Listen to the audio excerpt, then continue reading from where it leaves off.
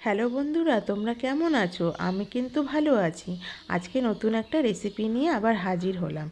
আজকে বানাবো আম বাটা। তাই কাঁচা আম, রসুনের কোয়া আর লাল রঙের ঝাল ঝাল লঙ্কা। এই লঙ্কাগুলো অনেক দিন পর বাজারে পেলাম। এই লঙ্কাগুলো দিয়ে বাটা করলে দারুণ একটা কালার আসে আর খুব ঝালও হয়। আমার আর শুকনো লঙ্কা এতে অ্যাড করতে হয় না। তেলটাও গরম হয়ে গেছে। চলো আস্তে আস্তে রেসিপিটা শেয়ার করি। এটা আমার মায়ের কাছ থেকে শেখা একটা রেসিপি। আমার মা আগে এই বাটাটা খুব বানাতো। বিয়ের আগে মাকে আমি বলতাম, মা গরম চলে এসে এখন আমার আমের চাটনি নালে আম বাটা কিন্তু যে কোনো একটা চাই। মাও ঠিক বানিয়ে দিত আর দারুণ খেতে হতো। কিন্তু মুখে যদি কোনো রুচি না থাকে না, এই আম বাটাটা একদিন করে খেয়েও দেখবে ভালো লাগবে। আর দেখো কত সুন্দর লাল রঙের একটা কালার চলে এসছে। আর আজকে লাঞ্চের মেনুতে আমার কি কি আছে তোমরা সেটা দেখে নাও। তোমরা কে কী দিয়ে লাঞ্চ করলে অবশ্যই কমেন্ট করে জানিও।